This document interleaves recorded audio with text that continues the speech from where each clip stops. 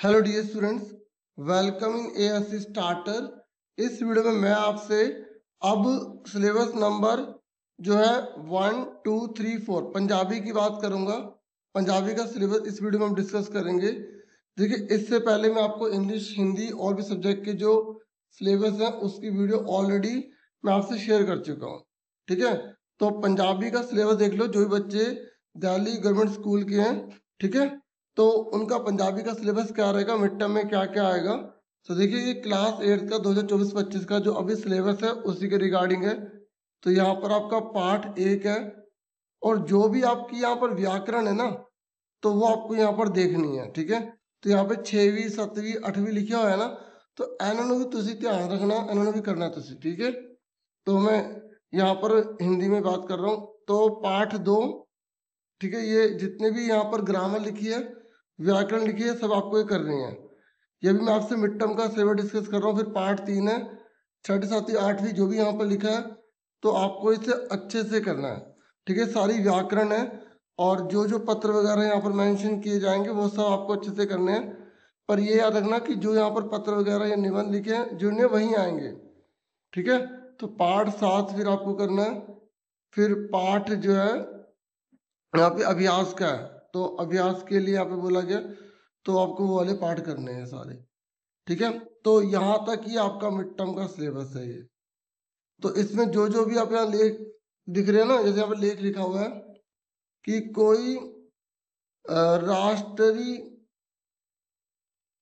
त्योहार लिखा है, मतलब कोई भी राष्ट्रीय त्योहार, जैसे आप स्वतंत्रता दिवस के बारे में, गणतंत्र दिवस के बारे में लिख सकते हो। तो जो यहाँ पर लेख यानी कि जो निबंध दे रखे हैं वो, या यहाँ जो पत्र लिखे हैं वो आपको जो इसमें मेंशन किए गए उन्हें अच्छे से देखना है।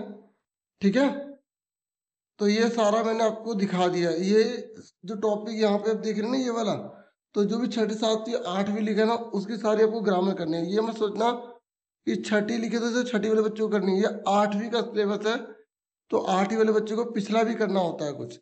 तो जो जो करना वो यहाँ पर सारा मेंशन किया गया है। तो ये मिड टर्म का सिलेबस था। फिर मिड टर्म के बाद आपको बाकी पे चैप्टर करने हैं। बाकी बचे इसलिए क्योंकि मिड टर्म के बाद जो आप ये चैप्टर्स वगैरह करेंगे ना, ये सारी व्याकरण करेंगे, तो आपके फाइनल टर्म में मिड टर्म का भी आएगा और बाकी बचे ये सब भी आएगा। तो आप इस सबको अच्छे से कीजिएगा।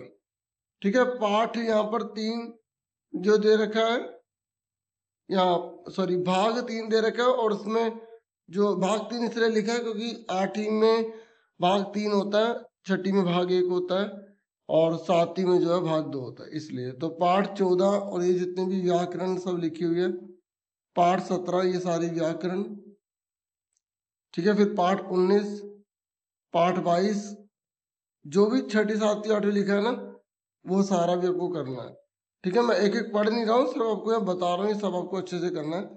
चैप्टर को अंदर से पढ़ना है, क्योंकि उसमें से जो पैसेज आती है वो बहुत डीपली आती है, तो जिन बच्चों ने अच्छे से पढ़ा वो कर पाएंगे। ठीक है, समय का महत्व यहाँ पर लिखा हुआ है, पत्र लिखा हुआ है पिताजी, तो पैसे मंगवाने के लिए जो है ना वो पत्र लिखना है। तो जो आपको यहाँ बताया गया वो आपको करना है, इसके अलावा भी आपको करना पड़ेगा, अच्छे से प्रैक्टिस करना। तो 31 जनवरी तक सारा सिलेबस हो जाना चाहिए, फिर आपके फाइनल टर्म के एग्जाम स्टार्ट हो जाएंगे।